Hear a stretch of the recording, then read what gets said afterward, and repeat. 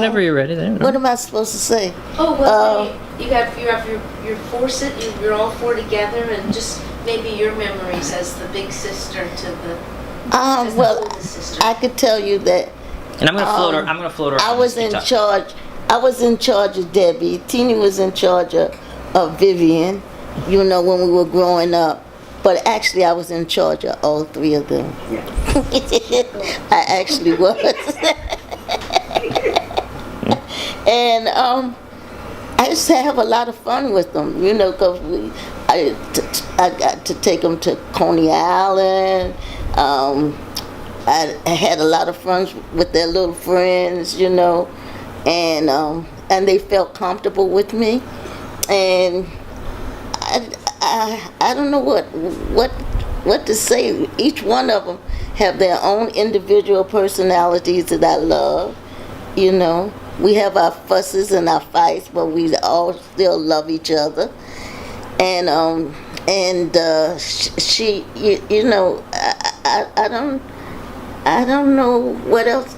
I'm just happy that I have three sisters. Okay. I'm happy that I have three sisters. And we're so happy to be a part. Yeah. Yeah. Very happy. Yeah. Always have been. And always knew she was the eldest. Yeah. Big little sister. And that, and I always say, short happens. Short happens. But I'm still the oldest, I'll tell them that. Yes, right. Yeah. I remember I'm Doris the also struggling to bring those dolls. I'm just thinking about that for Christmas. She would struggle from way downtown, like past 14th Chambers Street. Street.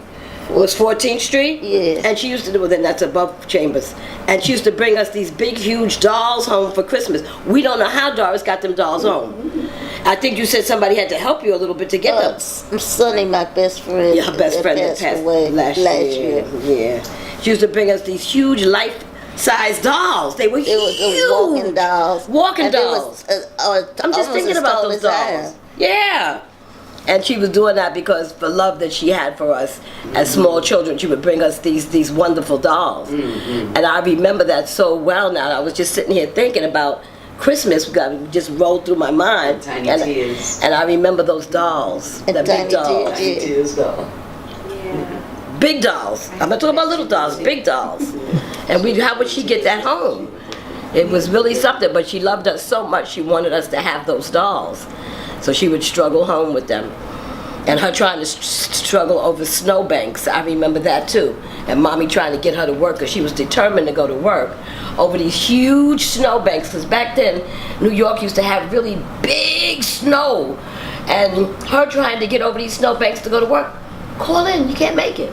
But Doris was persistent that she could do anything that anybody else could do, right. and she was going to go to work. So she would go get up over these big snowbanks in fear of hurting her legs or hurting her arms or falling in the snow, really hurting herself. One day she had to stand out there for hours for a man to help her get over a bank. So when I think of my sister, I think of courage. I think of how she felt about being a person, that nothing got in her way, that she was able to overcome so many things, and she always had a smile on her face. We would be walking in the street, people be looking and pointing, and I said, what you looking at? You know, what's going on? Why you staring at her? Doris said, don't worry about them, Debbie. It's okay. Don't get mad. I said, yeah, but what they looking and pointing for? You know, we're people, we're humans. What you looking at her like that for? And Doris would say, Deb, don't even pay them no mind. I get in fights with people that say, come on, Deb, let's go. Don't even worry about that. So she has always been, for me, a role model for just understanding we're all people. We don't care what size we are. We're all people, and we should love each other. We shouldn't do harm to each other or say horrible things to each other or do things like that, because she took so much.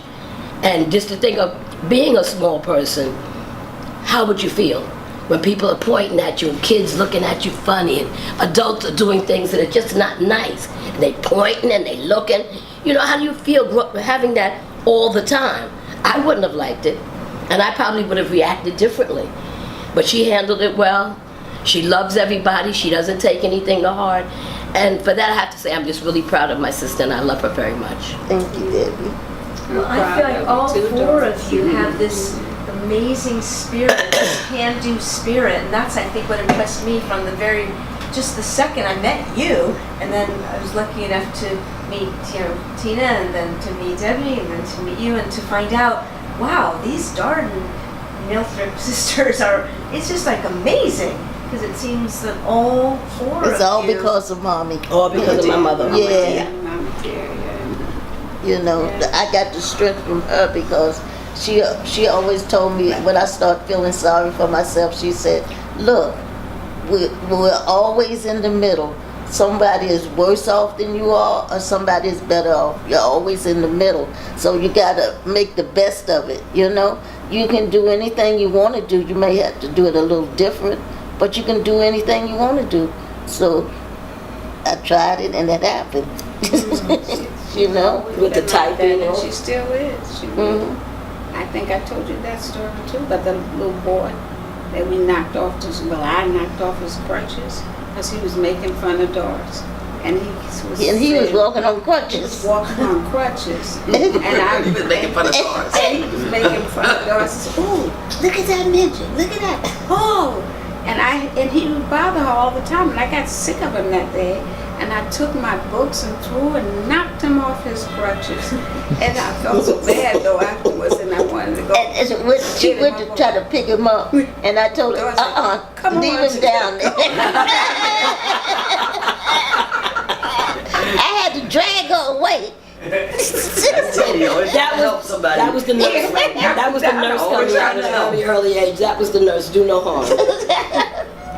So if you had to throw out like your role of the four of you, like the caretaker, or this one or that one, do you teacher. think that, what role might you all play in this dynamics, or the four of you together? Yeah. Or maybe there isn't one thing. Maybe it's just sisters. I don't know. I think you're very much the nurse, very much the caretaker, where I'll say, enough already. You know, and she's very much, no, let's try, let's look at this, and I'm like, done. I'm very cut and dried in some things. I am a teacher, but I'm a teacher who, I'm gonna teach you, and then we're gonna get it, and we're gonna move on. But she's very loving and just, I can't explain it, very much a nurse. My nurse, my doctor, my everything. You know.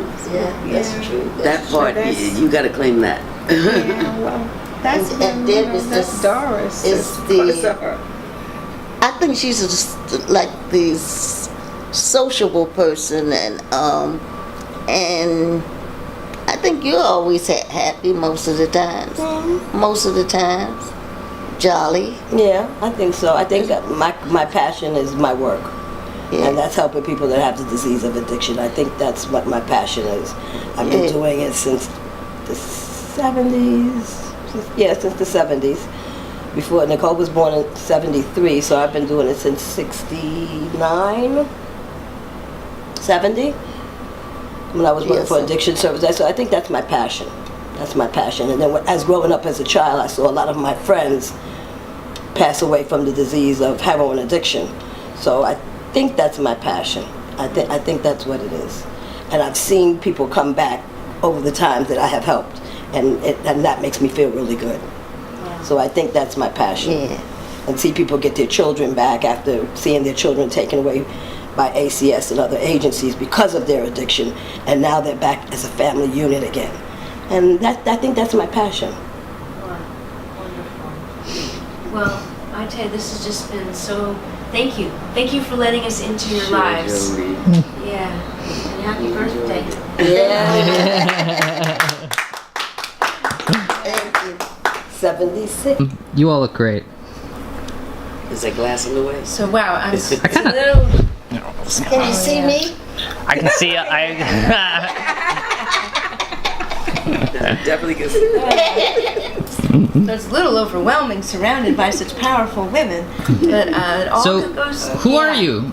Oh, so We I'm. haven't met you yet. Yeah, it's true. So I'm Jody Prusan, and this all began really. This friendship began in 1994 at Hunter College in Pat Sternberg's Theater for Disabilities class. Yes. Now, do you remember that? Yes, I do. Yes, I remember you. I Yeah. enjoyed it. Yeah, that's where we Okay. met. There were the theater games and things like that. And then what would happen is that over the years in New York, Doris would go zooming by in her chair, and I would say, Doris! And I was so excited to see you on the streets of New York. And then do you remember going to a play with me one time? Like we went to a play. Yeah. And then you came to see me in a play. Ooh. And then, but every time I would ever be with you, you always were so up. And you had this contagious, like I was so always happy if you said hello, or just everything about you was joy. So joy to me. You. So that's how you're the inspiration for this whole thing. And then to meet each one of your amazing sisters. I feel like I like to be a Doris Neal sister. Yeah, sisters! Sister from another mister. Yeah. So thank you. Thanks for sharing your stories, and just thanks for Thank you, Jody. and it's just like an awesome time for celebrating sisters and mothers and the human spirit. Yes, yes. So hey, Doris. Okay. That's all.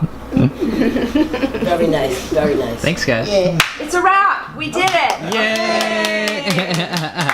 Wow, and I really mean it, not just for that. Because, I guess sometimes in life your paths cross, and you don't know why. There's not a, and it's just a miracle moment to, Yes, I agree.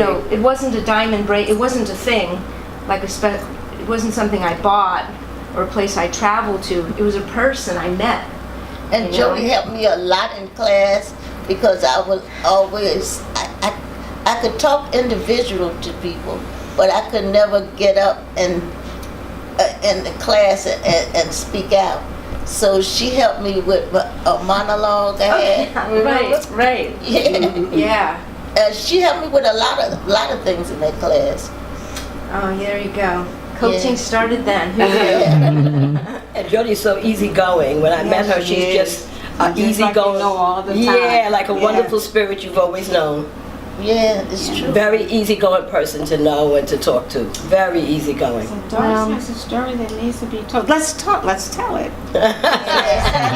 Well, I'm thinking our mothers would be proud. Yes, Yes. yes, yes. It's been a year for my mom. A year this past August. Wow. Celebrating 1 year.